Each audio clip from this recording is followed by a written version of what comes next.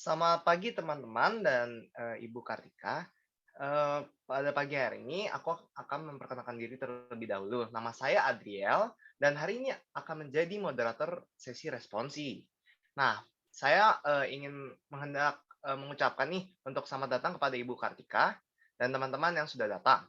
Dan aku berharap agar sesi responsi akan berjalan dengan baik dan dapat menjalani UAS nantinya. Nah, sebelum itu, eh, boleh nih Ibu Kartika apakah langsung saja atau mau menunggu teman-teman yang lain? Oh, halo, selamat pagi ya semuanya.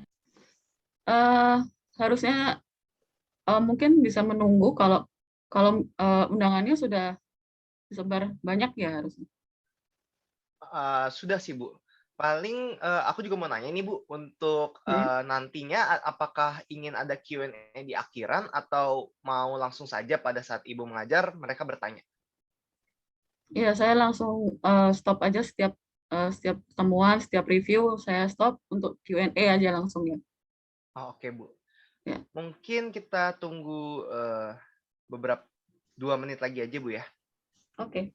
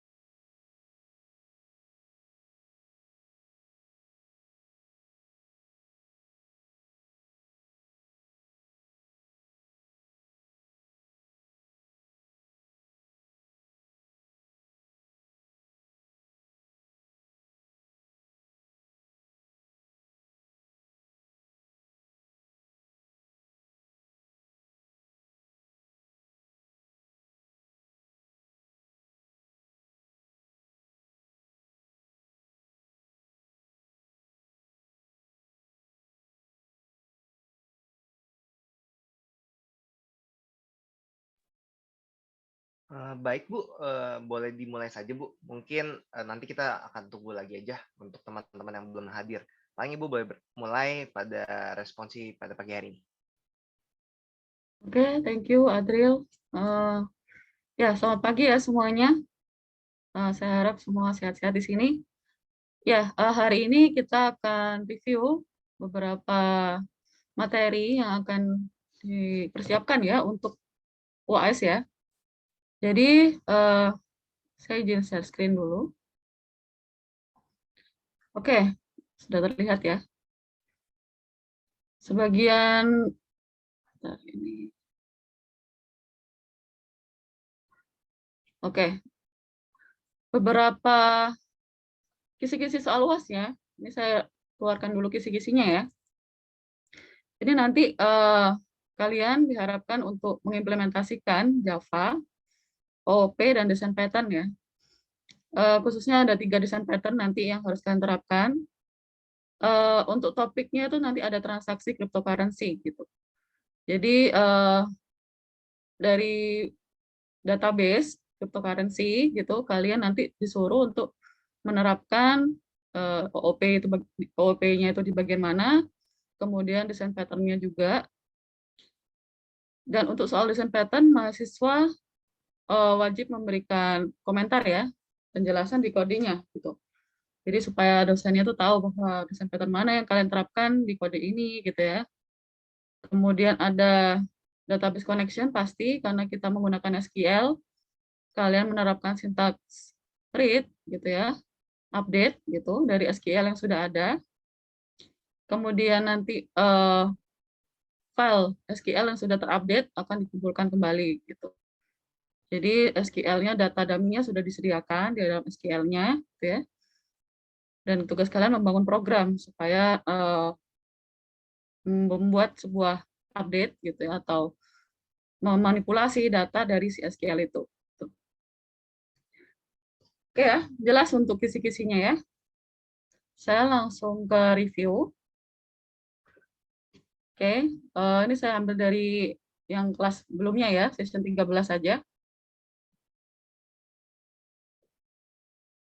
Ini hanya review aja, jadi kalian sudah belajar banyak nih dari session 1 sampai session 12 ya. Dari bagaimana konsep itu, konsep OOP itu gitu ya, meng-create sebuah objek gitu ya, yang bisa berorientasi masing-masing objek gitu. Dimana kalau di object oriented programming ini kita berfokus apa ke entity ya. Jadi setiap entitas yang akan kita bangun itu kita namakan objek ya di dalamnya gitu. Contohnya itu ada kayak mungkin kalian buat project tentang manajemen sekolah gitu ya. Itu pasti ada student, ada teacher-nya, kemudian ada course-nya di dalamnya gitu ya. Kemudian ada juga mungkin kalau bagian otomotif gitu ya, ada mobil, ada bagian vehicle yang lainnya gitu ya.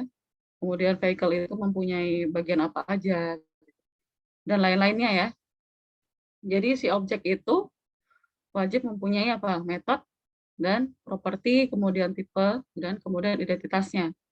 Itulah konsep dari OOP dulu, jadi kalian harus pahami dulu gitu ya.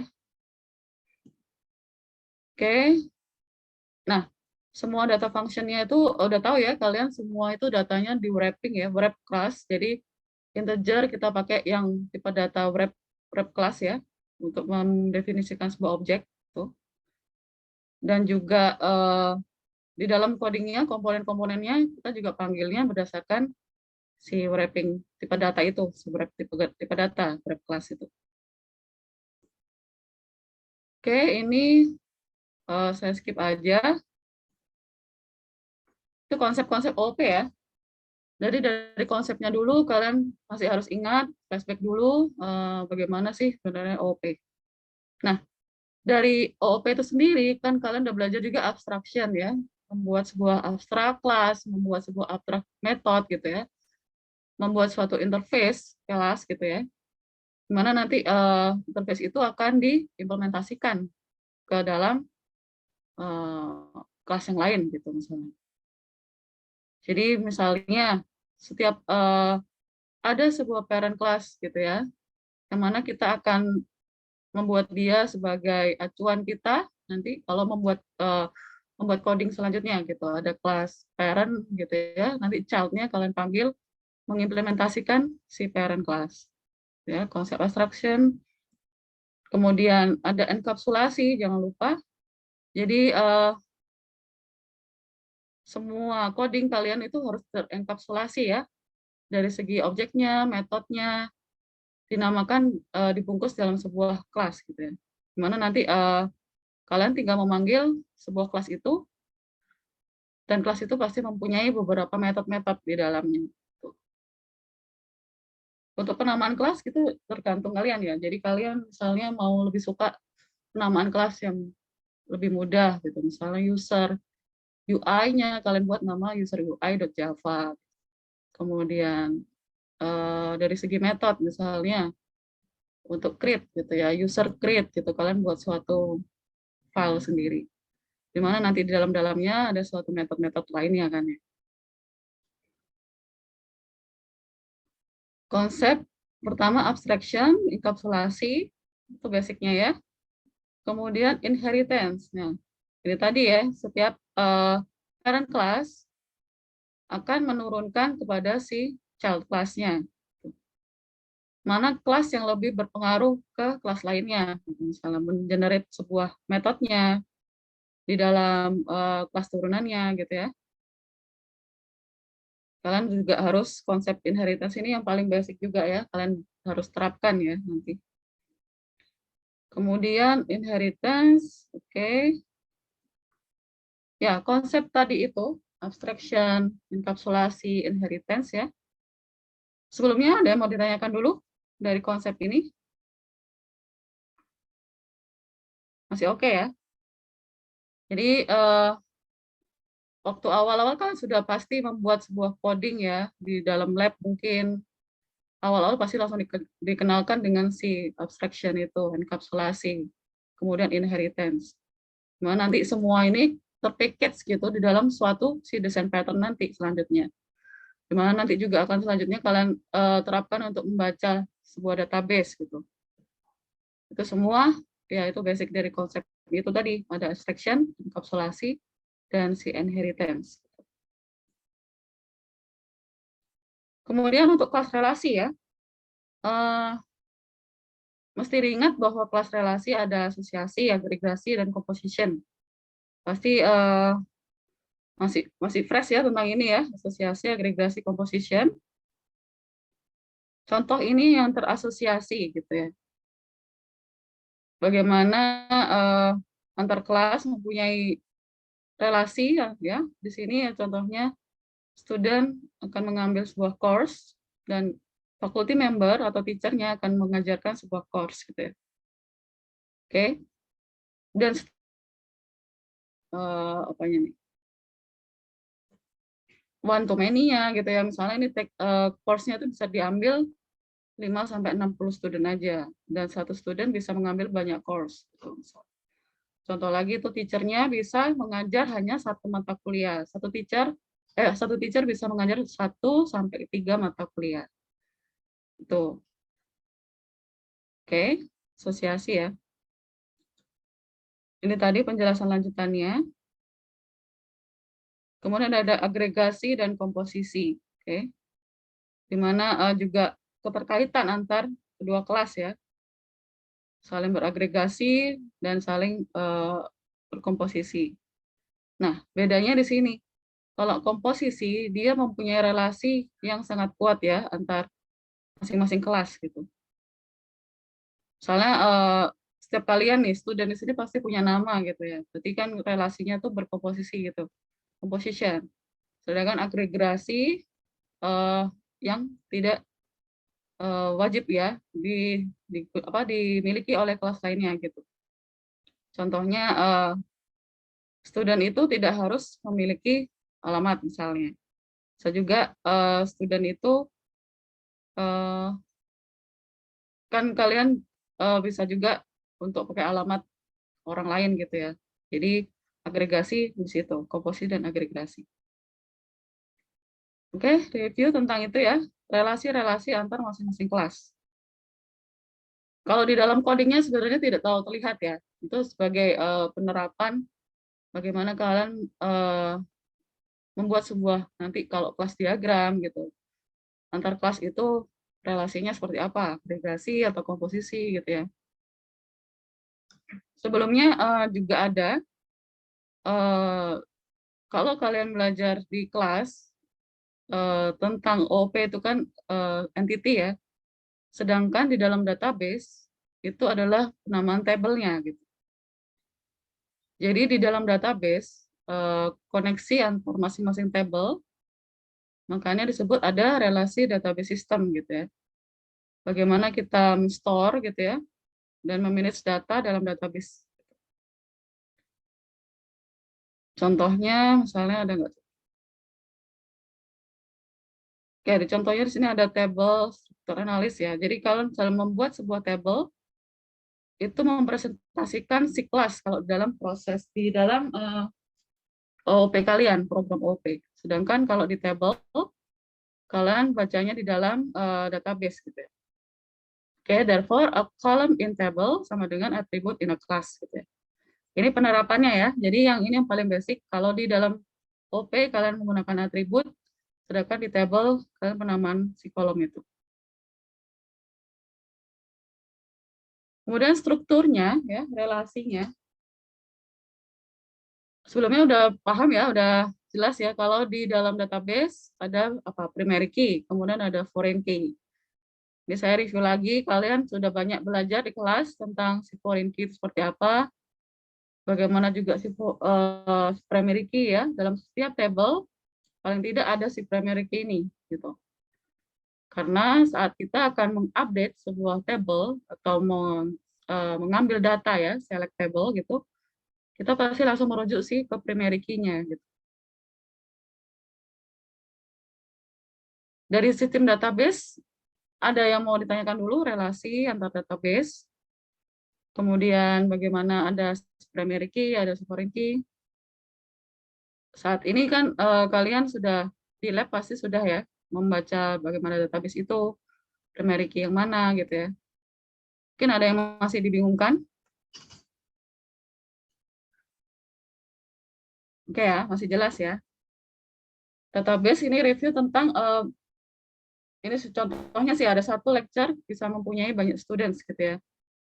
Di mana setiap student dapat memiliki satu asisten advisor gitu ya, advisor di kelas di student masing-masing. Nah, makanya si advisor ini akan jadi foreign key di dalam table student.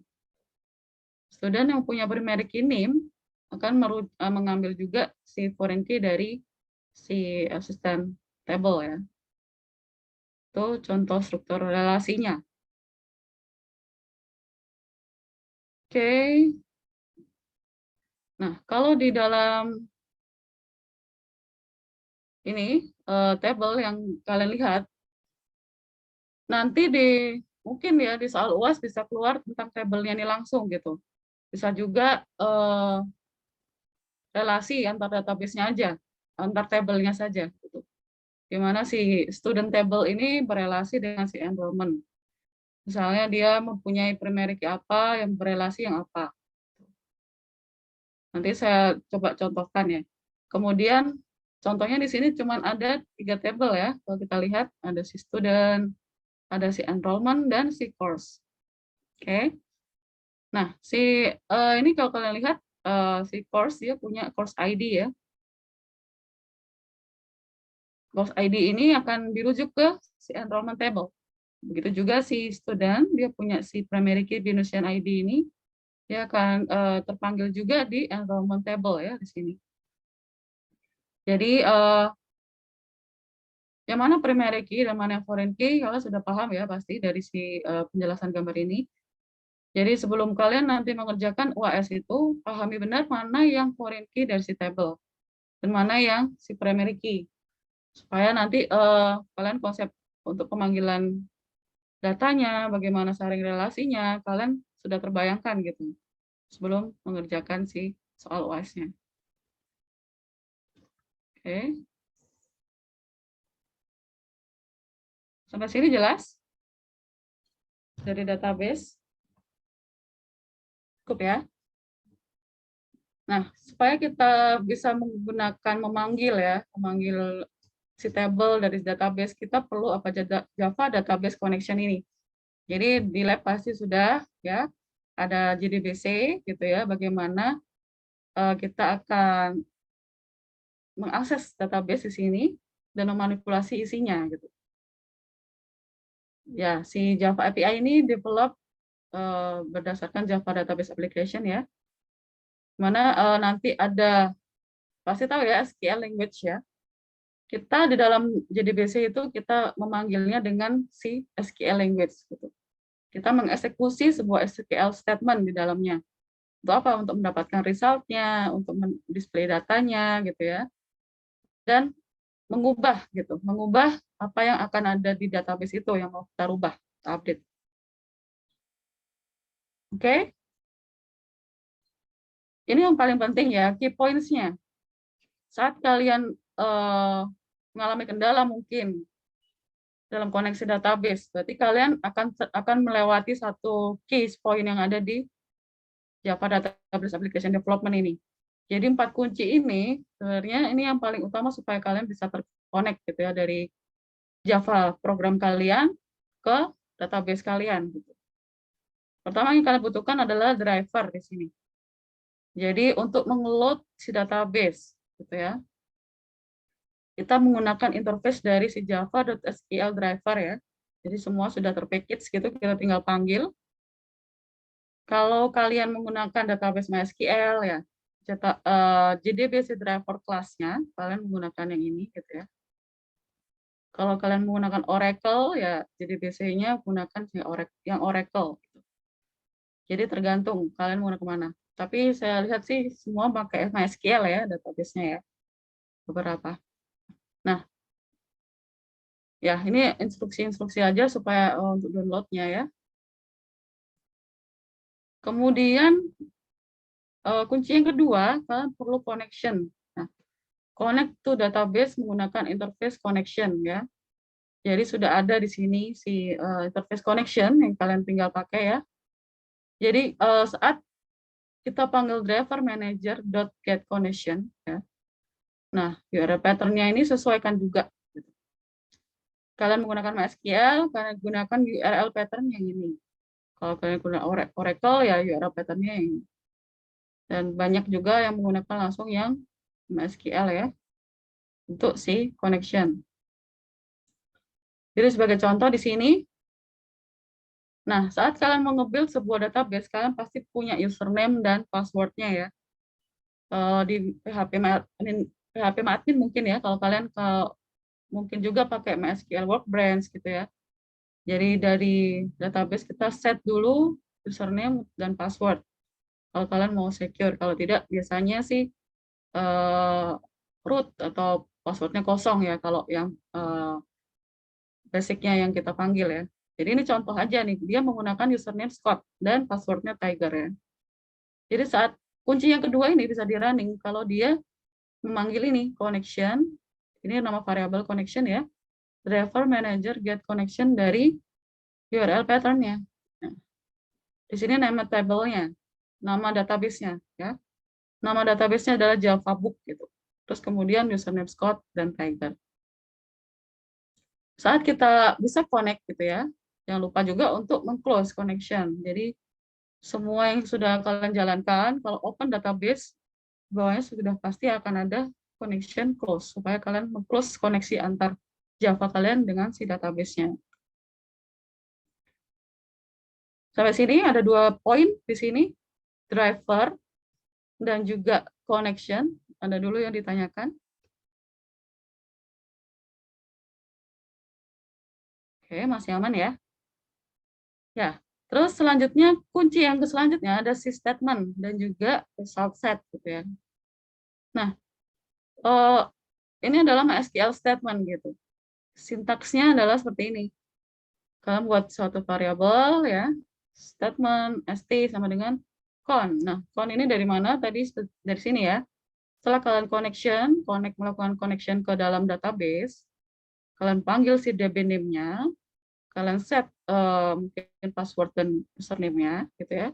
Kalian tinggal panggil nih con.createStatement gitu. Jadi dipastikan dulu connection kalian ini bisa berjalan gitu ya. Kalian bisa masuk ke di database yang kalian buat. Setelah kalian bisa masuk ke dalam database gitu, kalian bisa lakukan create statement ini. Create statement untuk melakukan sintaks-sintaks SQL yang di dalamnya. Kalian bisa gunakan nanti select bintang from, atau update, atau insert into, atau delete from, apa gitu ya. Nah, kunci yang ketiga ini, si statement wajib dijalankan juga, gitu ya. Supaya kunci yang selanjutnya bisa kalian jalankan. Nah, yaitu apa? Result set. Ini contoh ya, result set rs sama dengan st.execute query. Nah, dan ini adalah SQL language-nya yang kalian gunakan gitu, SQL statement. Bisa dilakukan select, update, delete gitu ya, atau insert into gitu ya. Udah ingat ya, sintaks-sintaksnya apa aja. Nah, contoh di sini dia mau men-select dari si table enrollment tadi yang kita buat. Oke, berarti di dalam database yang kalian buat, misalnya si Java Book tadi, database namanya, wajib ada pastinya kan, table enrollment. Ya. Dan ini case sensitif pastinya, jangan kayak kecil gitu ya, karena ini pastinya tidak bisa terbaca kalau kalian salah memanggil si table-nya gitu ya. The table not found atau cannot access this table gitu ya. Pasti ada warning seperti itu. Jadi kalian pelajari dulu isi di database itu seperti apa isinya. Nanti kalau di OAS kalian diberikan SQL gitu, kalian telusuri dulu tabel apa aja di dalamnya. Kemudian tabel ini punya primary key apa gitu ya. Kemudian apa yang bisa diambil dari si tabel itu untuk kalian akses gitu ya. Ini contoh select bintang from. Kalau misalnya kalian hanya mau menseleksi value-nya misalnya atau si nama course-nya gitu ya. Jadi ya tinggal select berdasarkan apa name course gitu ya, bukan select bintang from. Oke, ini hanya beberapa sintaksnya. Oke, jelas ya. Tadi ada 4 kunci dulu sebelum kita ke sintaks yang lebih panjang ya. Contoh-contoh sintaks si SQL statement. Cukup jelas ya? Saya rasa sudah banyak yang bisa connect ke database karena di lab pastinya sudah diajarkan juga. Jika belum bisa connect, ya kalian pastikan kunci-kunci ini kalian sudah terapkan atau belum dalam database. Itu basicnya ya. Nah, di dalam untuk mengeksekut sebuah result gitu ya, dalam metode result set ya, kita bisa banyak nih, kita bisa gunakan tadi contohnya di sini kita belum panggil ya. Ini adalah sampel si variabel rs gitu. Kita bisa panggil rs next gitu untuk merecord ke dalam next row-nya gitu. Kemudian rs previous untuk mengambil data sebelumnya. Ada juga get string gitu ya, untuk mengambil satu data yang berupa string gitu, atau get double, get integer, get date, get float, dan sebagai tipe data yang wrap class ya. Dan ini berdasarkan juga kalian sesuaikan dengan tipe data yang ada di tabel kalian. Jangan kita pakai get in, tapi kita mau panggil yang date gitu ya. Itu tidak bisa, karena sesuaikan dulu juga variabel dari tipe data yang ada di database, dan apa yang akan kalian panggil di Java program kalian. Gitu. Oke ya. Sampel di sini kita mengambil beneficiary ID gitu ya, dari table enrollment. Nah, string beneficiary ID. Nah, ini karena string, maka jika ada if rs next ya, kita akan get string dari si beneficiary ID. Nah, karena dia bertipe string, maka jangan lupa dia kita pakai get string ya, or get string yang ke 0. Berarti kita ngambil data yang ke 0, startingnya 0 ya, 0, 1, 2, 3. Jadi nggak dari 1. Oke, jelas ya? Untuk execute result ya, ini selanjutnya. Nah, sebagai contoh di sini kita akan mengexecute data ya, di sini tipe datanya string juga. Kita cek dulu. Nah, jika ada tidak result set ya kalau di sini. Sebagai contoh ini rs ya, sama aja ya. Result set dot next gitu ya. Kita cek dulu apakah ada di dalamnya. Nah, kalau ada kita print result set get string yang ke-1. Kemudian yang kedua dan yang ketiga. Gitu. Bisa dipahami ya coding ini ya. Ini contohnya kita mengambil sebuah data ya, beberapa data di sini ada 3 gitu ya, ngambil yang ada sih di database kita. Oke, di sini sebelumnya di atasnya dari coding ini ada coding ini. Nah, semua yang akan di looping di sini ya, ini kan ada 1, 2, 3. Itu karena dia sudah men-select dari si database student, si table student ya, table student, di mana table student ini mempunyai variabel apa aja, first name, ada me, ada dan last name.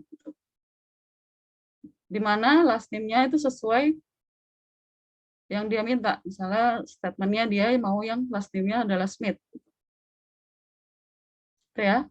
Jadi get-nya itu apa yang kita get? Yaitu get first name, me, dan last name.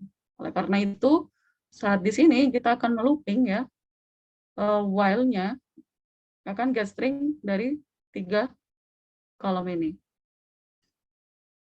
Oke, itu untuk akses row ya. Jadi kita bisa lebih jelas lihat dalam coding Java-nya ya pastinya. Oke, ini untuk JDBC. Semua jelas ya. Ada dulu yang mau ditanyakan sampai sini? Sebelumnya akan saya jelaskan dulu kalau di sini contohnya ya. kita akan get connection ya, pasti di sini. Oke, contoh ini saja.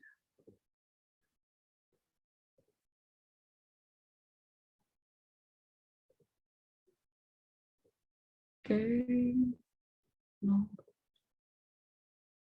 Coba yang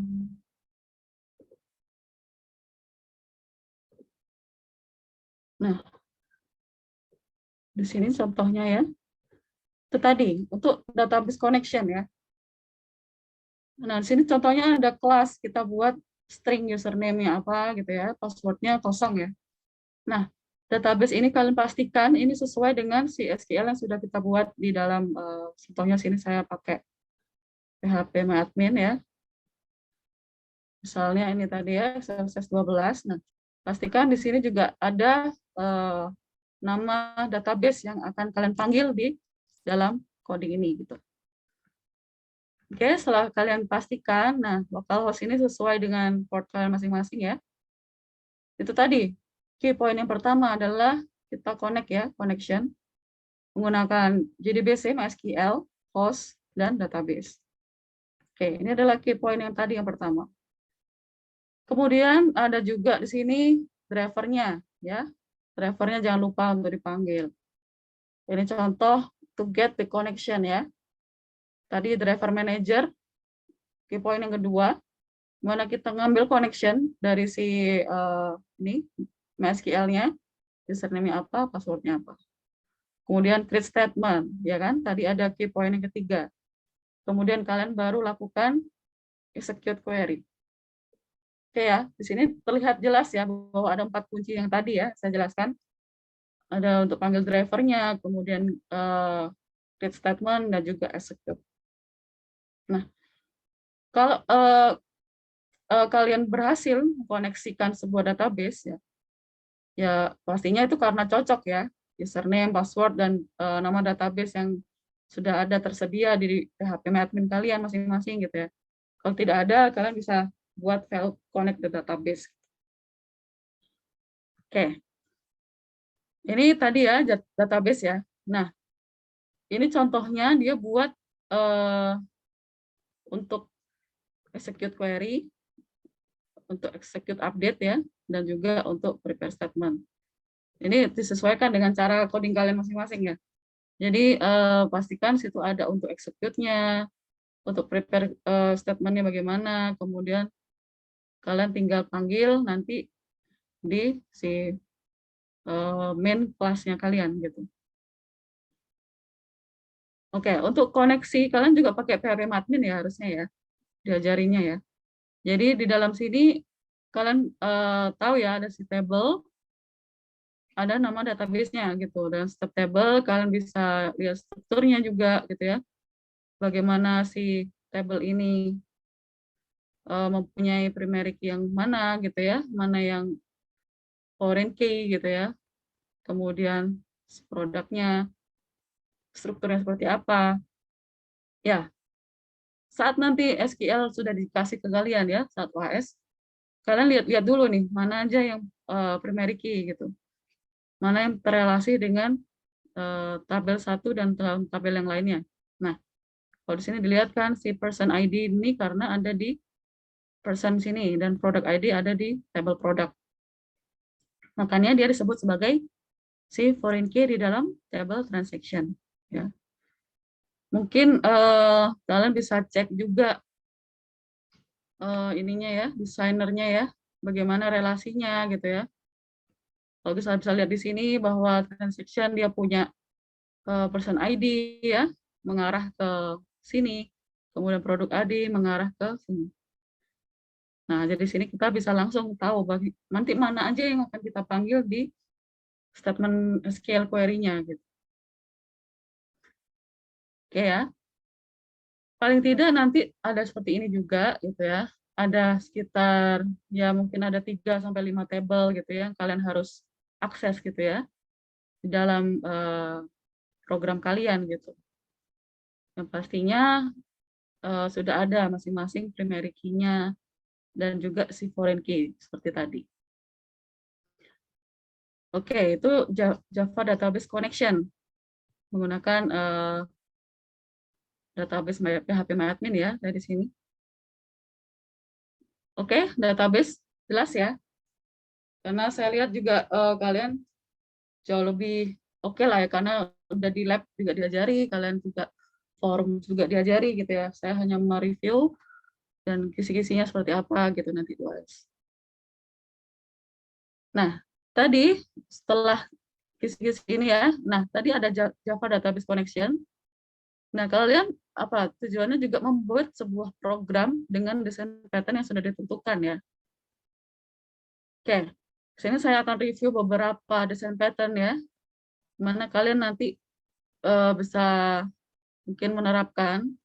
Kalian refresh dulu, ingat-ingat bagaimana sih desain pattern yang ini, bagaimana desain pattern yang ini gitu ya. Di sini saya hanya contohkan mungkin beberapa di sini ya. Oke, yang pertama untuk desain pattern kalian wajib ingat ada 3 struktur ya, ada pattern ya di situ. Ada creational pattern ya, ada structural pattern dan juga behavioral pattern. Seingat ya harusnya ya. Oke. Nah, sini kan ada saya contohkan, coba kita bahas tentang factory dulu ya. Factory pattern. Oke. Factory adalah suatu desain pattern ya dalam creational, bagaimana kita nge-build sebuah objek ya di dalam superclass dan mengizinkan subclass itu untuk mengambil dari tipe data dan objek yang sudah kita create gitu. Sama ibaratnya kita nge-build sebuah interface gitu. Interface kan kita nanti akan implement semua metode yang ada di dalam interface itu gitu ya. Kita panggil di si child class-nya ya. Oke. Nah, sebagai contoh ini si root logistik itu mengarah ke mengimplementasikan si logistik gitu ya. Kemudian si logistik juga mengimplementasikan si logistik. Metode mana yang diimplementasikan? Di sini contohnya ada create transport gitu. Ini, makanya di sini ada metode juga namanya create transport dan create transport juga di si logistik. Oke. Jadi di sini kalau kita terbayang ya, berarti untuk factory kita nge-build sebuah interface itu untuk kita implementasikan. Jadi sama kayak konsep inheritance kan? Inheritance bagaimana kita menginherit semua gitu. Ada contoh lagi di sini interface transport ya contohnya. Dia punya metode apa? Metode deliver di sini. Kemudian si truck di sini akan memanggil si metode deliver yang dari si transport. Kemudian si ship juga akan memanggil metode deliver dari si transport. Oke. Nah, ini memudahkan kalian nih supaya masing-masing, kalau sini contoh kasusnya ya, jadi sebuah pabrik logistik ya, dia mempunyai beberapa barang, di situ beberapa produk ya, produk itu harus dipisah-pisah gitu, mana yang harus dikirim lewat darat, mana dikirim lewat laut, mungkin juga lewat udara gitu ya. Nah, karena ada beberapa opsi itu, makanya kita perlu memanggil si main kelasnya tadi, transport di sini ya contohnya, untuk diimplementasikan ke kelas-kelas yang lain. Gitu. Contohnya ada yang di road logistik, ada yang di sea logistik ya ini ya, cuma 2 gitu. Mungkin ada juga air logistik gitu ya, penerbangan gitu ya. Ada juga yang ya 3 itu aja. Contohnya, truck dan ship class should implement the transport interface ya. Jelas ya di sini. Di mana kita memanggil si method deliver di sini. Oke. Jadi ada si the factory method ya. Namanya factory method kita membangun sebuah pabrik gitu ya ibaratnya. Di mana road logistik gitu. akan return truk object gitu. Dan juga si logistik class akan return si ship. Tuh. Nah, ini strukturnya. Jelas ya, berarti bagaimana implementasinya gitu. Kalau dari si kelas diagram ini. Jadi ada creator, sini contoh dia akan membuild sebuah interface produk ya. Terus kemudian ada lagi produk A, produk B, kemudian misalkan mungkin produk C, D, dan sebagainya. Oke, factory kan sama ya, ibaratnya kita nge-build ya, sebuah kelas. Cukup jelas ya dari strukturnya ya, saya rasa. Dari contohnya, kemudian strukturnya, ini ada apa? Example, terus berikutnya. Oke, di sini misalnya ada si button ya, untuk create button ya. Kemudian untuk OK button gitu. Dot on click ya, on clicknya berarti dari sisi ini gitu. Akan close dialog. Kemudian ada OK button dot render. Jadi metode ini yang akan dipanggil di kelas si dialog ini. Oke. Contoh code-nya sudah ada juga di sini ya. Nah, factory pasti akan ada kata-kata seperti ini, extends ya. Dimana kan itu pasti implement ya, inherits gitu. Mengimplementasikan metode yang mana gitu. Contoh extends atau implements gitu ya. Itulah arti dari si factory. Oke. Tadi ya ada kita mempunyai abstract method create button. Kemudian ada metode render juga. Di metode render kita punya apa? Ada OK button. Kita panggil yang tadi. Metode render. Nah, ada juga kelas Windows Dialog ya. Kalau kita lihat di sini, Windows Dialog ada di sini. Dan Web Dialog. Inherits dari si dialog. Jadi makanya kelas Windows Dialog extend dari dialog gitu. Dan Web Dialog extends dari si dialog. Nah, ada juga kita build sebuah interface button. Gitu ya. Jadi terlihat dari dialog example ini, ada button di sini, kita build sebuah interface. Kemudian si interface button tadi, kita implementasikan di mana? Di Windows button dan HTML button. Nah, diharapkan nanti kalian bisa beri komen juga ya di codingnya, itu saat UAS. Berarti kalau dari sini kan bisa terlihat itu, factory-nya kelihatan karena call a factory method to create a product object gitu. Nah, kalian buat komen di situ. Jelaskan bahwa itulah yang factory methodnya itu yang untuk meng-create sebuah produk object misalnya. Nah, terus concrete kreatornya itu akan override ya. Masih ingat override ya? Dia override dari si factory method yang udah diganti resultnya dari produk tipenya tadi. Oke. Ini juga implement ya. Kemudian saat di main-nya, oke. Method main, kemudian misalnya dialog.render. Oke, berarti urut-urutannya seperti itu ya. Ini kalau factory.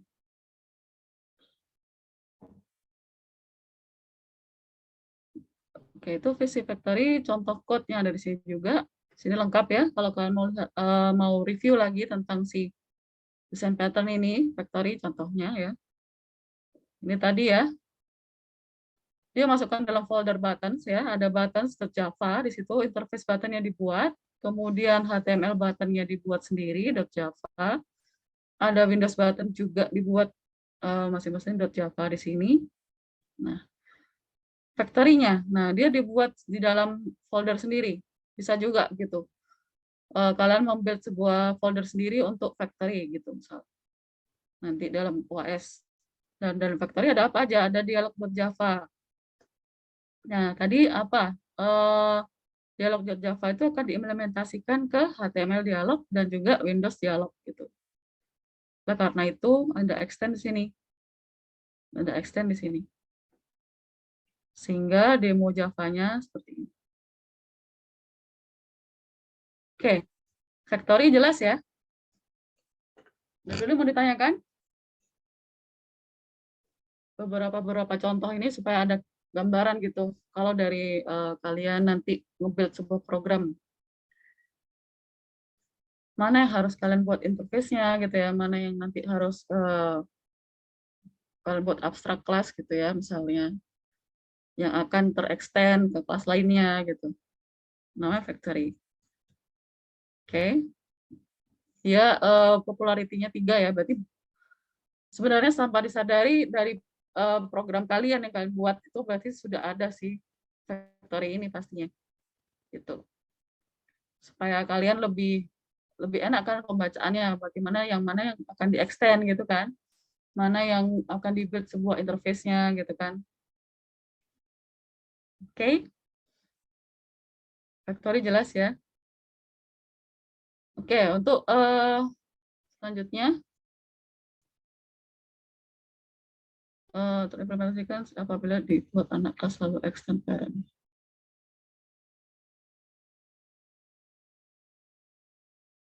Ya, factory pattern kita build sebuah interface, jadi pasti akan terimplementasikan ke child-nya ya. Jadi jangan lupa jelaskan lagi di sini ya. Apa yang akan kita implementasikan? Sini kalau kita lihat ada create button ya, metode ini akan diimplementasikan di child-nya ini, child HTML dialog create button gitu. Dia akan dinamakan override ya di sini. Pastinya nanti akan override dari si dialog. Itu simpelnya ya, supaya kalian terbayang ya. Oke ya, jelas ya? Oke. Itu si factory. Cukup jelas? Saya coba jelaskan yang kedua, di sini ada si facet ya. Dari awal, oke. Nah, si facet ini kalau kalian belajar machine learning ya, mungkin di dalam mata kuliah machine learning, kalian panggil sebuah package dari Python itu sendiri, sklearn misalnya gitu, atau misalnya ada pandas gitu ya. Nah, saat kalian panggil pandas itu, kalian kan bisa import pandas as apa, as pd misalnya. Nah, pd saat kalian panggil di situ, pd.dataframe atau pd. Apa, itu sebenarnya penerapan dari si VZ ini. Itu kan? Karena dia terstruktur kan. Nama terstruktur berarti apa yang di atasnya yang dipanggil dulu akan dipanggil juga ke bawah gitu. Ini dia akan provide a simplified interface to a library. Itu. Jadi disimpan anggapannya di dalam sebuah library atau framework atau set kelas lainnya yang lebih kompleks. Ini beberapa kasus ya, kasus tentang apa nih? Placing order by phone. Nah, kalau kita di sini lihat analoginya ya, realnya kan kita calling bagian mana, orang mana yang harus packaging atau delivered gitu ya, satu-satu. Nah, ini pasti akan tidak maksimal, tidak efisien ya.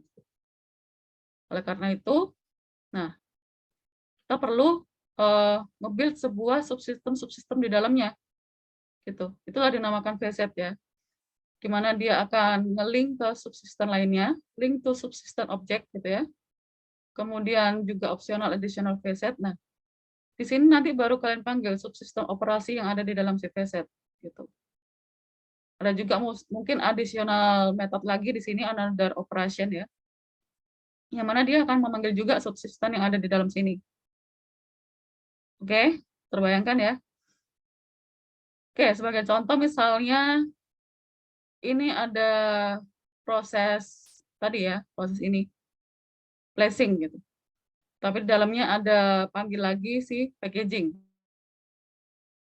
Berarti saat dia mau si client mau manggil, berarti tinggal panggil si placing dot packaging apa subsistemnya gitu. Jadi di kompleks subsistemnya yang kalian jelaskan lebih banyak lagi tercabang gitu ya, selain tercabang di dalam sebuah proses gitu. Ada proses satu, tercabang apa lagi gitu. Nah, itulah konsep si VZ. Jadi kita lebih jelasnya lihat contoh ya. Nah, contoh di sini sebuah aplikasi untuk video converter ya. Nah, kalau video converter, kalian convert videonya itu kan macam-macam ya. Itu ada video filenya apa, kemudian kalian panggil compressionnya mungkin dari lain-lain sebagainya ini. Jadi kita mengisolasikan multiple dependency yang ada di sini dengan single facet class di sini. Kalian bungkus istilahnya di situ di dalam satu kelas video converter ini, nanti dia akan memanggil subsystem yang di bawahnya. Seperti itu. Oke, langsung coba aja ya di penerapannya ya. Contoh di sini ya setiap video file, grid reader dan lain-lain di sini codec factory kita membuat kelas sendiri-sendiri. Ya, kayak OOP biasa lah. Kalau kalian simpel membayangkannya, OOP kalian pasti membuat sebuah kelas gitu ya. Berarti facet ini di mana kita membuat sebuah kelas nanti yang akan kita panggil di atas ya, main kelasnya video converter itu. Kalau yang factory tadi kita nge-build sebuah interface, beda ya. Kalau di sini kita build langsung sebuah kelas video file gitu ya. Nah, baru di sini kelas video converter create a facet class to hide the framework's complexity behind a simple interface ya. Oke, sebagai contoh di sini dia tinggal memanggil new, kalau kalian lihat sini ya, file sama dengan new video file. Berarti dia merujuk ke kelas video file. Presetnya di situ. Setelah kalian juga dia panggil apa nih? Source codec sama dengan new codec factory. Codec factory, misalnya codec factory ini nanti dia punya lagi metode extract file gitu ya. Nah, dengan kalian memanggil si ini codec factory .extract gitu ya. Kalian panggil dalam konstruktor seperti ini. Inilah penamaan si facet itu ya. Inilah si desain pattern facet itu akan diterapkan. Jadi di sini misalnya converter sama dengan new video converter, ya udah kalian tinggal panggil kelas. Ibaratnya kelas mana yang akan dipanggil new video converter di sini ya. Setelah ini baru converter dan convert apa yang mau kalian convert dengan before afternya ya. Ini before-nya dia .og akan menjadi mp4 gitu. Oke ya, terbayangkan sampai sini? Dulu yang mau ditanyakan?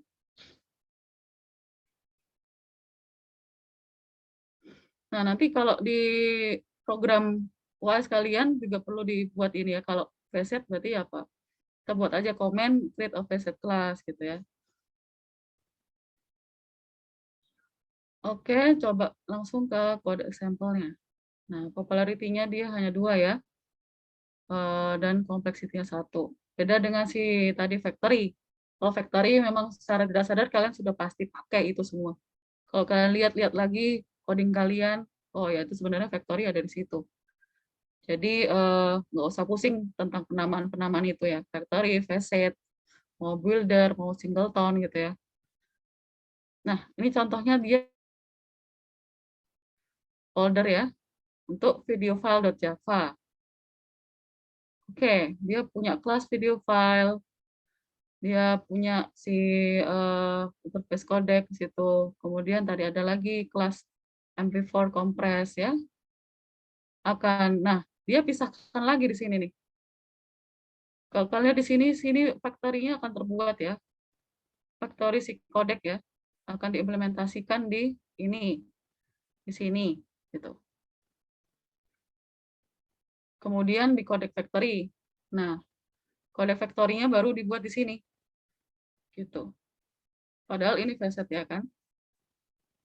Nah, factory-nya dia buat juga sebenarnya di sini. Jadi tadi kita udah dapat 2 ya di dalam coding ini ya, ada factory dan facet nanti ya.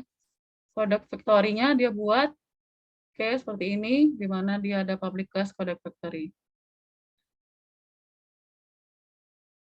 Dan selanjutnya di sini ada read dan convert, metode untuk bitrate reader misalnya. Ada untuk audio mixer, dia ada fix di sini. Nah, di folder baru, VSet-nya, sini tadi factory ya, juga diterapkan ya. Kalau kalian lihat, factory dan VSet. Nah, dalam VSet ini, kita panggil constructor di sini kan, new video file gitu ya. Kemudian new MP4 compress codec gitu ya. Nah, dalam sinilah si VSet itu. Oke, VSet-nya cuma satu folder ini aja. Karena balik lagi si VSet gitu ya.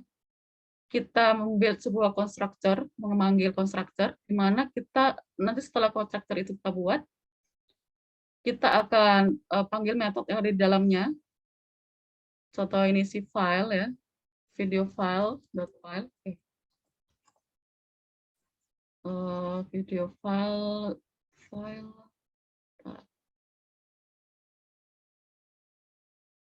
Ya, si file ini akan new video file ya. Video file jadi merujuk ke yang si video file atas. Nah, ke sini. Dia punya namanya, kemudian dia akan codec type-nya seperti apa. Ada metode get codec type dan get name. Gitu. Oke, jelas ya? Dari VSet ada yang ditanyakan? Sehingga di client mode-nya,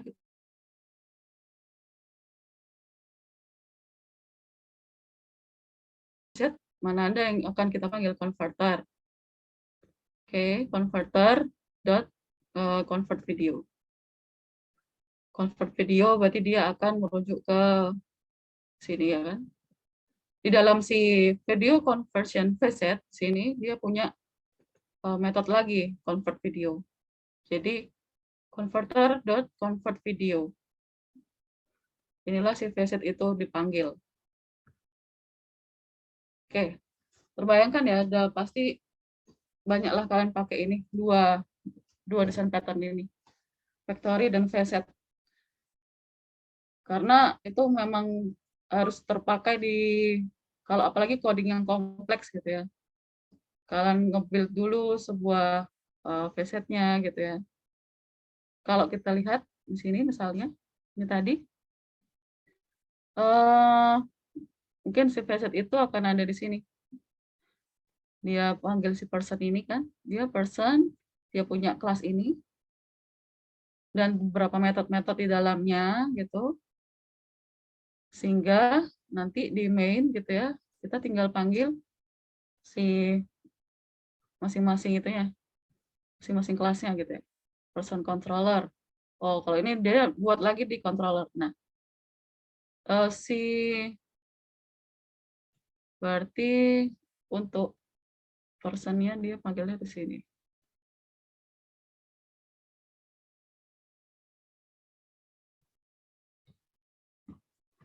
Nah, person controller di sini dia punya beberapa lagi metode di dalamnya kan.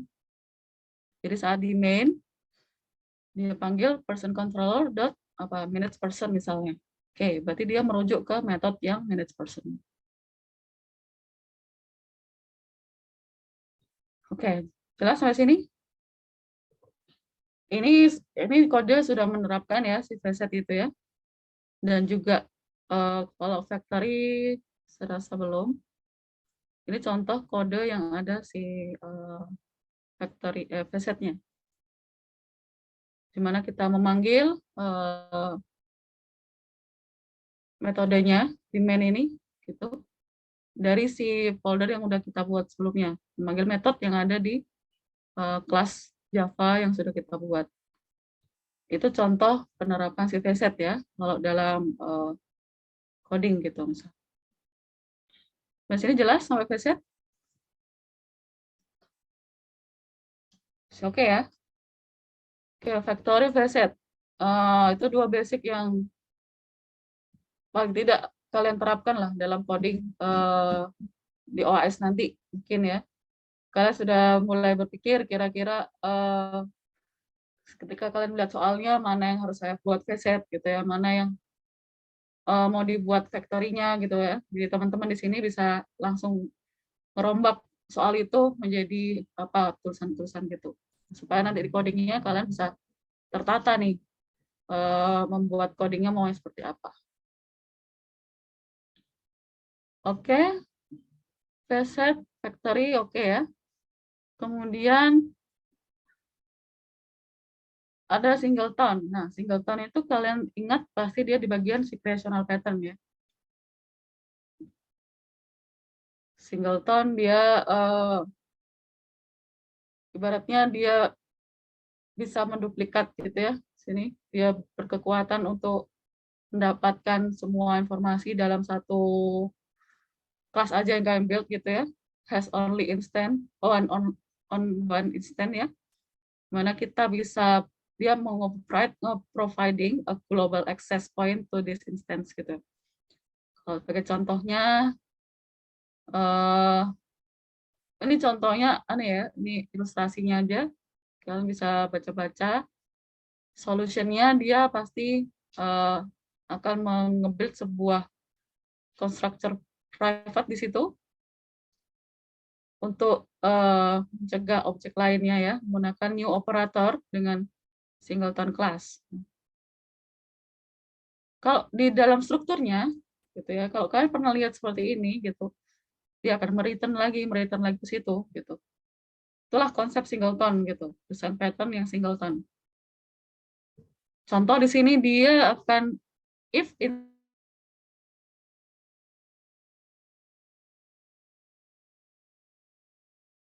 maka instance sama dengan new singleton. Nah, saat di sini, oke, halo, suara saya putus-putus ya? Maaf Bu, tadi memang sedikit terputus ya Bu ya? Iya, saya lihat warningnya soalnya. Oke Bu. Sekarang udah jelas? Kalau sekarang sih sudah sih Bu. Boleh dilanjutkan Oke. saja Bu. Oke. Ya, thank you. Ya, contohnya seperti ini kalau di dalam penggambarannya ya, strukturnya. Jadi di sini instance sama dengan new singleton. Mana yang akan kalian return nanti sini adalah return instance tadi. Jadi kita nge-build sebuah kelas gitu, terus kita return apa yang ada di dalam situ lagi, itulah si singleton. Return, dan return gitu. Sudah pasti kalian temukan ya kalau di coding kalian, mungkin ada juga kalau kalian lihat program Python juga ada return gitu ya. Return dari sebuah kelas yang sudah kalian build situ. Nah, itulah singleton prosesnya. Langsung saja kita coba di sini ada instant to database connection gitu ya. Bisa kalian buat juga komen-komen seperti ini ya nanti di UAS ya. Memudahkan kita dosen-dosen supaya memeriksanya gampang mana yang singleton gitu, mana yang facet, mana yang factory tadi ya, sudah saya bilang tadi ya. Nah, dia nge-build sebuah kelas di sini, kemudian metodenya get instance ya. Get instance ini akan return ya database.instance yang saya bilang tadi. Nah, si singleton itu terbuild di sini. Should be private ya, private to prevent direct construction ya, dengan new tadi ya. Contoh codingnya langsung aja coba kita lihat code example-nya. Ya, dia singleton, popularity-nya 2 ya. Hampir banyak juga digunakan gitu ya. Nah, inilah si singleton ya. Dia mau nge-build sebuah private static singleton instance gitu.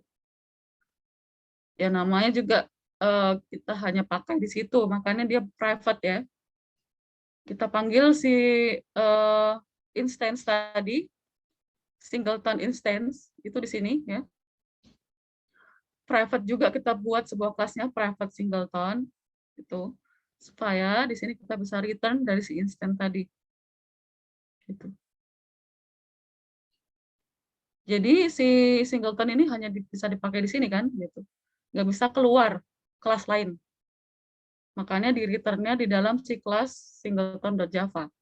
Kalau kita lihat di sini pasti tidak ada si ini singleton get instance gitu ya, karena dia private, hanya ada di dalam kelas ini. Kan ingat juga ya, kayak static private itu ya. Kan ingat-ingat lagi, kalau private dia hanya bisa digunakan dalam satu kelas aja, nggak bisa di kelas lainnya. Oke, di sini misalnya nih, jadi ada 2 code aja ya. Oke. Di sini demo single thread-nya, di main kelasnya gitu ya, dia tinggal panggil mana? Singleton, sini. Singleton.get instance. Oke. Maka proses ini akan dijalankan, tapi hanya di dalam si singleton.java. Tidak bisa keluar ke sini. Return-nya di mana ya? Return-nya hanya di sini kan. Return instance-nya, value instance-nya itu hanya di sini. Jadi di sini dia tinggal menyimpan variabel yang dia return dari si singleton.java. Oke, jelas sampai sini? Dibuka juga, mungkin coding kalian sudah ada juga mungkin yang menggunakan return gini. Nah, itu salah satu penerapan dari singleton juga. Kalau di coding yang ini tadi, saya rasa belum ada penerapannya ya, singletonnya. Karena dia langsung gitu, di dalam situ dia panggil aja gitu. Tidak ada private untuk mereturn ya, sebuah value di situ. Oke, biasanya si singleton ini banyak dipakai saat kalian connect to database gitu. Kalian searching aja dia di Google gitu misalnya. Pasti singleton itu untuk connection, biasanya juga bisa untuk return value, oke ya. Kebanyakan jika kalian sudah melakukan koneksi ke database, nah singleton itu akan diterapkan di situ. Itu ya kuncinya. Contoh di sini. Nah, saya sudah siapkan juga ini ya, JDBC using model object dan singleton class. Sebelumnya ada yang ditanyakan dulu? Dari 3 desain pattern tadi. Ini saya masih punya waktu ya, drill ya. Oke ya. Oke ya, saya lanjutkan dulu ya. Ini contoh menggunakan singleton class saat kalian menggunakan JDBC. Ya, ini ada requirement-nya, kalian butuhkan apa untuk connection database ya. Pastinya sudah oke lah semua ya. Ada JDBC basic di sini. Ini adalah operasi-operasi database gitu. Kalau kalian mau memperdalam juga, mengingat-ingat lagi bagaimana create gitu ya.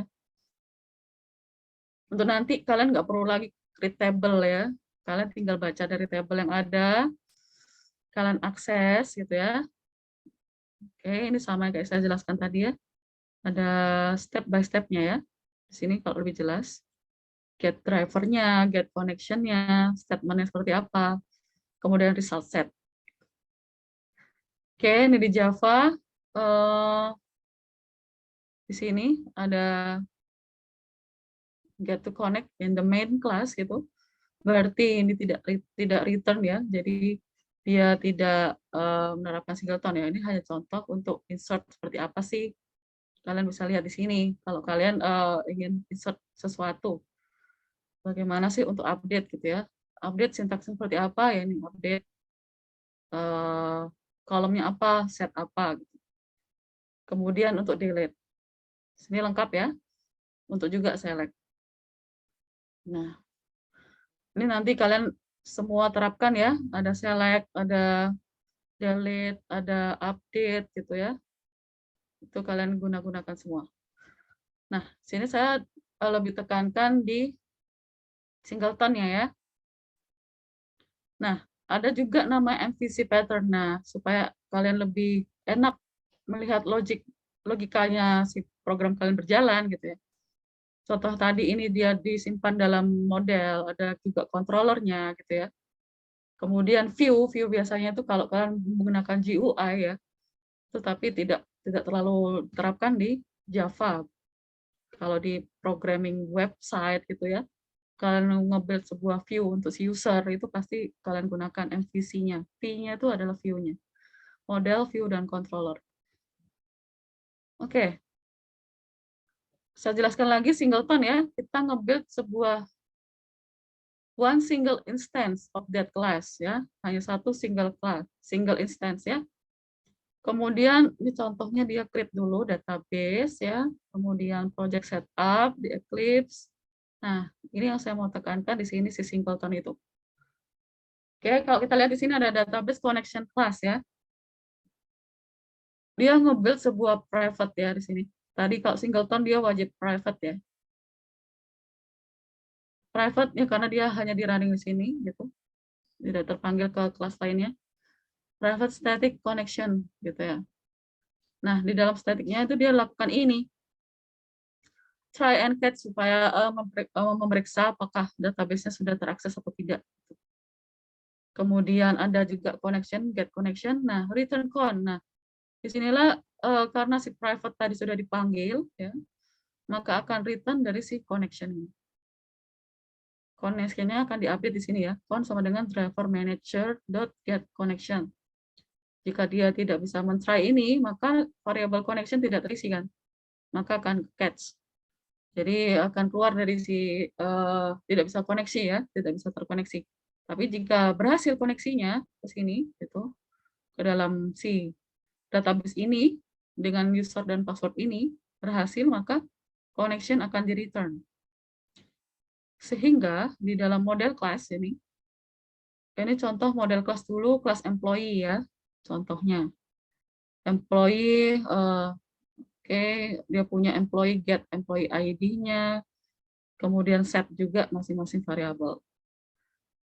Ini akan override yaitu toString ini, yang akan diakses publik ya, yang akan diakses publik ke kelas lainnya.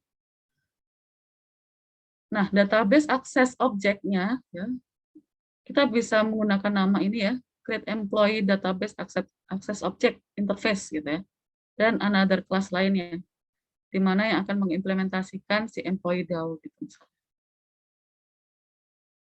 Nah, dia buat sebuah scale di sini. Kalian bisa juga nanti terapkan ya, misalnya di coding kalian. Ada add, delete, ya, get, and then get employee ini dia select ya, ibaratnya. Add, delete, select, and update gitu ya. Dibuat public. Kemudian yang dia implementasikan di sini, dia implement dari si employee DAO. Connection tadi akan dipanggil di sini, gitu. Yang kalian panggil hanya si static connection di atas tadi. Database connection, oke. Database connection dot get connection. Nah, inilah si singleton itu dipanggil. Jadi si proses database connection-nya hanya ada di kelas ini aja. Dia akan cuma return si connection. Oke, dapat poinnya ya. Berarti untuk singleton, untuk database kalian bisa terapkan di sini. Yang akan override, dia akan override dari si employee DAO tadi ya, adalah add. Dia langsung insertkan query-nya di situ. Untuk add, insert into apa. Kemudian untuk delete, dia lakukan query di sini. Kemudian untuk get employee, select ya, dia lakukan di sini, override dari si kelas tadi. Kemudian juga list employee, select ya, sama update untuk update. Cukup jelas ya codingnya ya. Ini sangat jelas, sangat lengkap sih. Jadi udah ada si tadi ya, factory ya, dia build sebuah interface, singleton-nya dia terapkan di connection-nya, tinggal facet-nya. Facet-nya ya kalian berkreasi lah di facet itu. Facet-nya ya karena kita nge-build sebuah model kelas gitu ya, controller kelas gitu, itulah si facet. Kalau di sini kita lihat si employee, kalau di sini dipanggil employee, nah ini employee get set name employee address. Nah, sinilah si facet itu. Saya rasa coding ini sudah komplit, ada si facet, factory, dan singleton gitu. Kalau kalian bisa terapkan seperti ini, rasa OS-nya akan berhasil juga gitu. Ya, di sini juga ada output gitu ya, insert operasi, terus kemudian read one item misalnya, kemudian display all item, update operation and delete. Oke, jelas?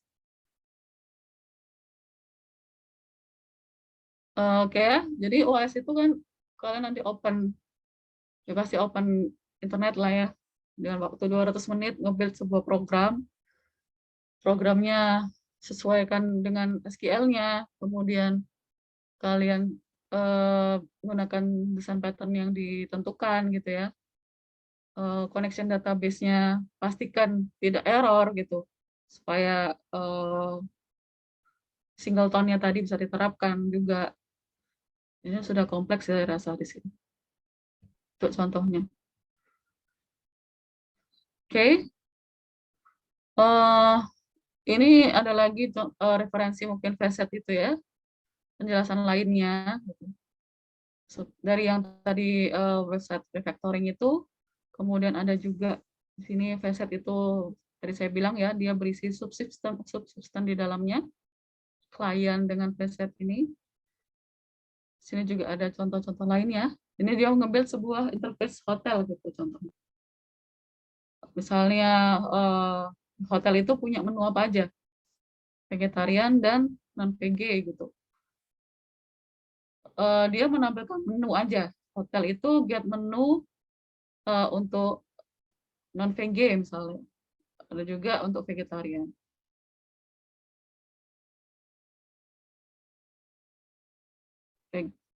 Non buat restoran gitu. So, dia dibilang let's consider the VSET. Nah, VSET-nya akan ada di sini. Oke.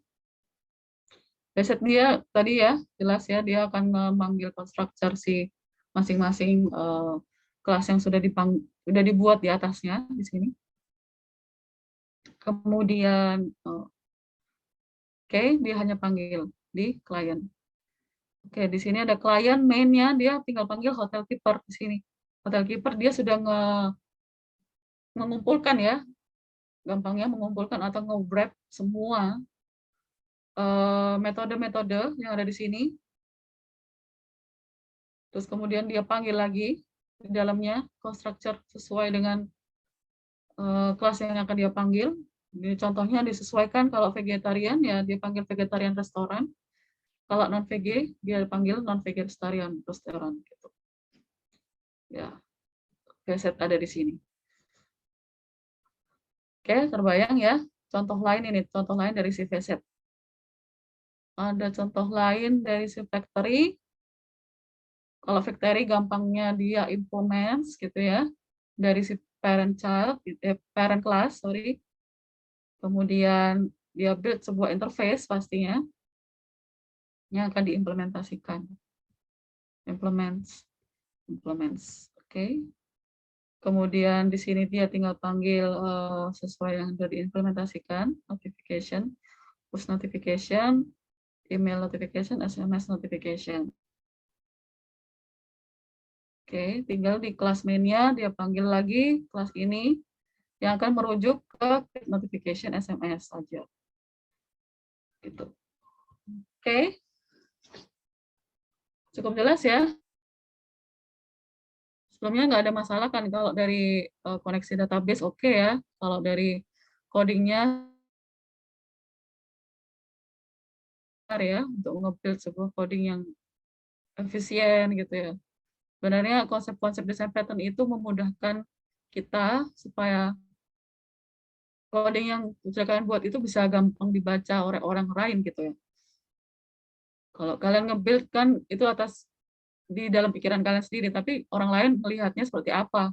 Kalau kalian buat codingnya bagus dengan package-nya rapi gitu ya, kelompok mana yang sebagai controller ya di situ, misalnya di sini tadi kelompok yang menjadikan person controller, dia bisa lakukan edit untuk view, untuk select gitu kan, kita bisa tahu bahwa operasi-operasinya sudah ada di controller. Oke, contoh juga ini tadi dia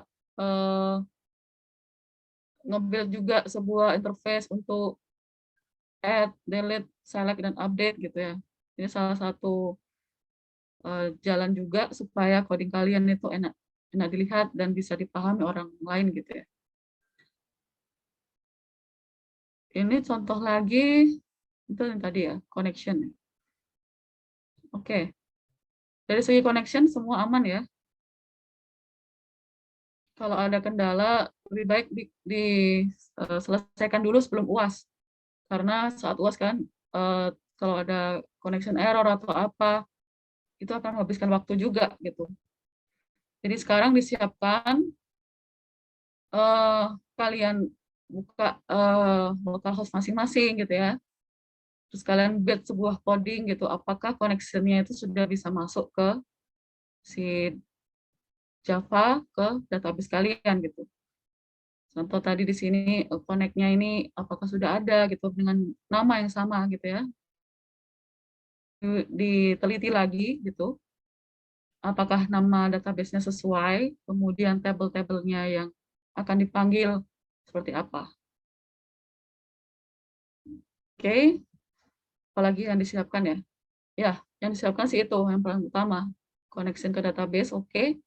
Kemudian kalian mulai merancang bagaimana coding kalian setelah kalian membaca soalnya nanti, apa yang harus diterapkan factory-nya ada di mana gitu ya. Kalau contoh tadi hotel itu dia menerapkan factory ada di makanannya gitu ya. Kalau sebagai contoh lain misalnya nanti soalnya berupa bank gitu ya. Bank itu nanti kan dia akan mungkin ada terdiri dari kartu kredit, kartu debit, dan kartu-kartu lainnya gitu. Dia akan mengimplementasikan dari interface si bank itu, si card misalnya. Nah, kalian sudah punya bayangan sebelum kalian menulis di sebuah program Java kalian. Itu ya, kalau trik dari saya. Jadi waktu 200 menit itu saya rasa memang sudah cukup gitu ya untuk kalian nge-build nanti sebuah program dengan menganalisis dulu database-nya seperti apa, kemudian kalian analisis desain pattern mana yang harus digunakan.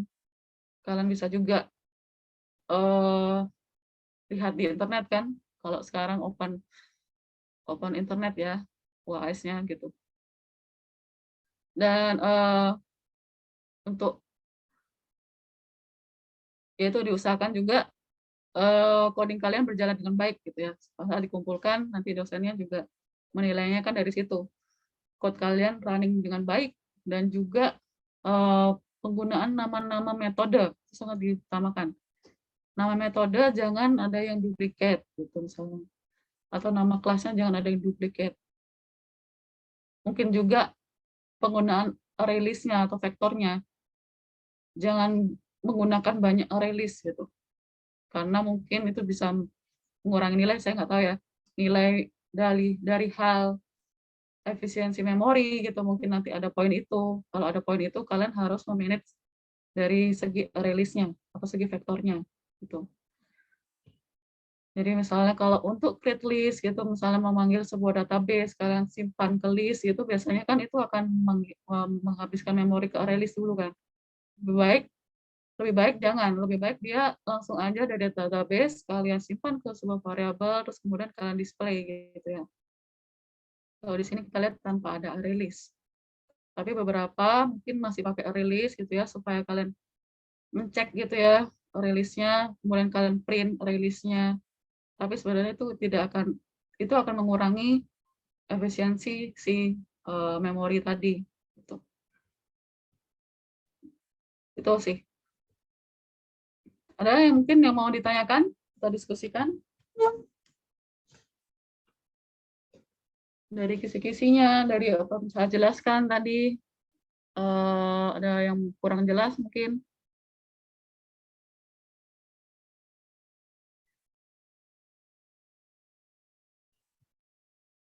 Di sini sih harusnya kalian sudah bisa saling itu ya, saling belajar ya, karena lab udah kalian bareng-bareng juga, kalian buat project bersama gitu ya. Dan dari situ kalian banyak belajar pastinya dari yang sudah diterapkan di teori-teori kuliah gitu ya. Oke, mungkin Adrian seperti itu. Oh, oke. Mungkin Atau sebenarnya masih masih kenapa, Bu? ada waktu? Ya, Ya, sebenarnya kalau misalkan waktu sih, Bu, masih ada beberapa menit lagi sih, Bu. Apakah dari teman-teman nih memang nggak ada pertanyaan kah atau mungkin eh, belum ada pertanyaan sekarang? Mungkin bisa dikontak ke Ibu kali ya, Bu ya, kalau misalkan memang ada nanti. Atau iya, gimana? oke, oke, bisa. Kontak saya by email aja ya. Jadi email saya tetap di kartikapurwandari@binus.ac.id aja. Di situ ya, kalau kalian misalnya ada kendala atau pertanyaan, bisa kontak by email aja. Oke, paling aku mengingatkan lagi ya, bertanyanya itu sebelum UAS ya, jangan sampai pas UAS ya, karena mungkin ibunya juga nggak bakal lihat juga. Jadi sebelum UAS kalian bertanyanya. Paling aku juga coba chat di chat box saja ya Bu ya, biar mereka bisa copy paste saja. Oh, oke. Oke, paling itu saja ya Bu ya. Paling adakah eh, file atau mungkin yang bisa dibagikan kepada teman-teman sekarang atau tidak ada file yang bisa dibagikan Bu untuk pembelajaran? Halo, halo. Iya, halo Bu. Koneksi saya. Ya terputus ya? Eh, Sorry, oh, oke. koneksinya. Oke, saya ulangi kembali ya Bu ya. Ya. Tadi saya bertanya apakah memang ada file yang bisa dibagikan kepada partisipan untuk dipelajari atau mungkin memang tidak ada yang bisa di-share, Bu? Eh, yang saya share mungkin akan ada dari coding ya. Kalau dari PowerPoint saya nggak siapkan. Tadi kan saya jelaskan banyak dari referensi yang ada di internet ya. Mungkin kalau dari segi ini sebagai referensi aja supaya kalian nanti eh yang ini ya, yang singleton yang using ini di sini sudah lengkap saya rasa. Jadi eh, untuk slide saya tidak siapkan memang. Nah, untuk codingnya apa perlu juga ya? Saya share coding yang mungkin yang tadi ya yang saya jelaskan itu ke kalian. Iya Bu, boleh kalau misalkan Ibu berkenan boleh ditaruh di chat box aja. Nanti mungkin teman-teman Hmm. bisa langsung download aja. Oke, bentar ya. Saya siapkan dulu ini nama filenya tadi. Oke.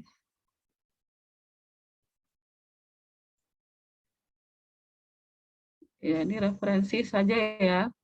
Kadang style untuk menulis coding itu kalian berbeda-beda gitu, setiap orang. Jadi bisa jadi nanti style kalian bisa memiliki style yang lebih kalian enak buat gitu ya. Kalian buat jawaban nanti di UAS-nya. Sebentar, saya lupa ini ada di mana. Oke.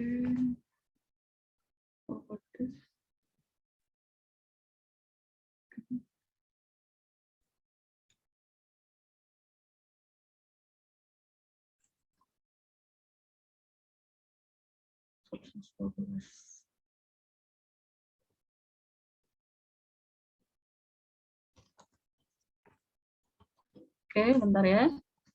Saya zip dulu. Atau archive. Zip.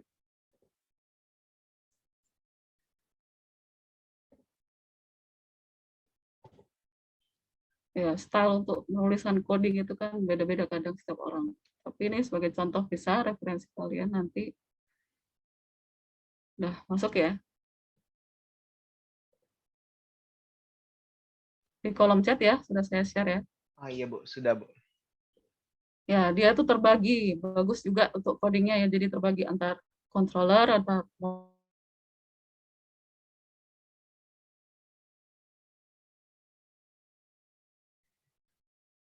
ya seperti itu. Kira-kira ada yang mau dibahas lagi? Mungkin dari aku mau tanya sedikit aja Bu ya, mungkin masih Mhm, ada beberapa menit lagi. Kalau oke. misalkan nih, kan tadi Ibu bilang kan, kita memberikan penjelasan sedikit mengenai apa yang kita, gunakan. Misalkan kita menggunakan Fastshot atau mungkin Singleton. Nah, Mhm. apakah, untuk notes kecilnya itu perlu dipisahkan dari, file-nya atau taruh di bawahnya saja, Bu? Paling enaknya gimana, Bu, ya untuk penjelasannya? Penjelasannya ya di coding-nya aja gitu. Sebagai contoh gini ya, saya contohkan, share. Oke, ini misalnya contoh tadi ya, eee, yang factory sini nggak ada sih ya. Mungkin yang controller udah nggak bisa. Misalnya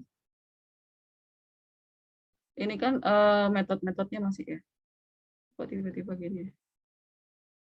Mmm, saya coba open lagi, entar,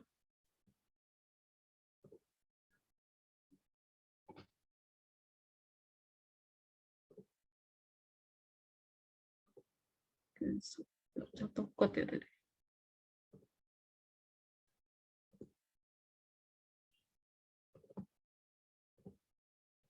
Soalnya nge-lag ya. Itu sih sebenarnya gini aja di komen gitu ya. Itu hanya diminta, memberi komen ya, memberi komen di, coding yang sudah kalian buat. Misalnya di sini kalian bilang aja kayak yang saya share tadi di sini, eee, yang di sini kan tadi kan jelas nih, mana ya, kayak di sini loh, ini nggak ada komennya ya, yang komen itu ada di yang sini kayaknya.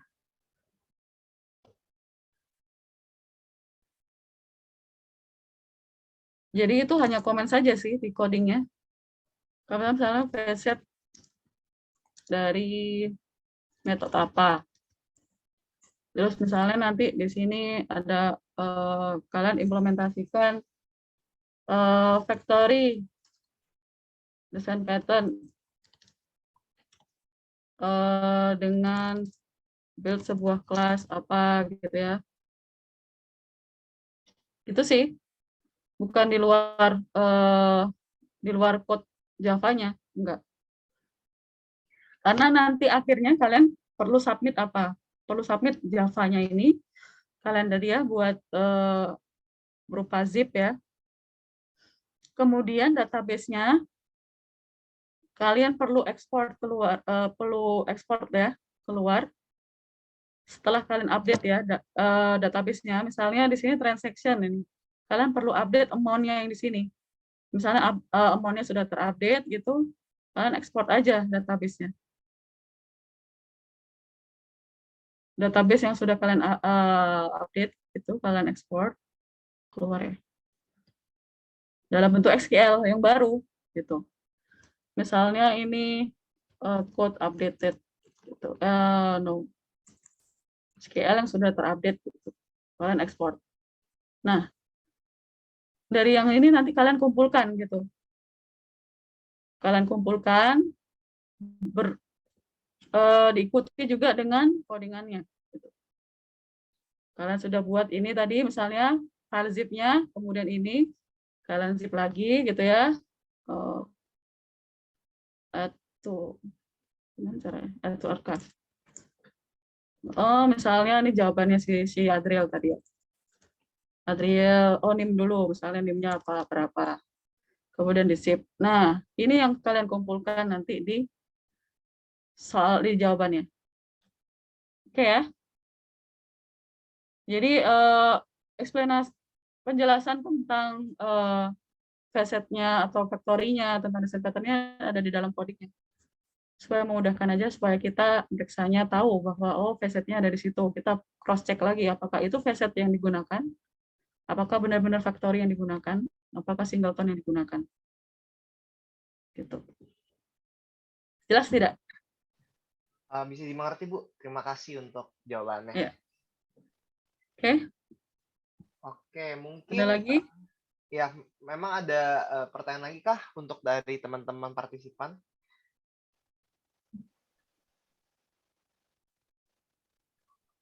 Oke, mungkin belum ada ya, Bu, ya. Paling Oke. karena waktunya memang, tinggal sedikit lagi, paling kita langsung dokumentasi saja ya, Bu, ya. Paling aku mau ngajak teman-teman, boleh nih langsung open cam aja biar kita, biar bisa cepat selesai juga. Oke, untuk teman-teman juga, boleh dipersiapkan juga dan aku, kasih ke Jason. Monggo Jason. Oke. Oh ya, untuk tadi ada yang nanya private chat ke saya juga. Untuk file nanti juga kita akan kirimkan melalui grup responsi juga ya. Jadi bagi teman-teman yang belum sempat download, nanti bisa lihat dari grup responsi. Oke, bagi teman-teman yang belum on cam, bisa on cam agar kita bisa lakukan sesi dokumentasi.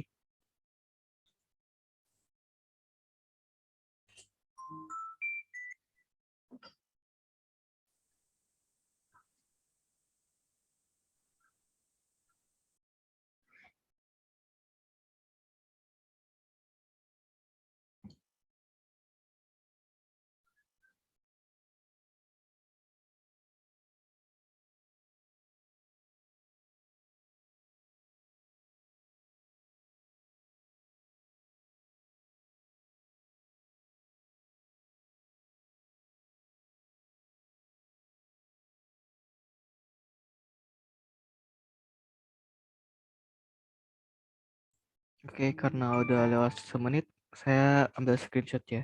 Oke. 1, 2, 3. Oke, terima kasih. Oke, sekali lagi aku ucapkan terima kasih untuk Bu Kartika untuk pengajaran pada hari ini. Dan untuk responsi pada hari ini sudah selesai. Teman-teman dan Ibu Kartika boleh meninggalkan Zoom meeting-nya dan melanjutkan aktivitas masing-masing. Terima kasih. Oke, thank you semua. Sukses ya.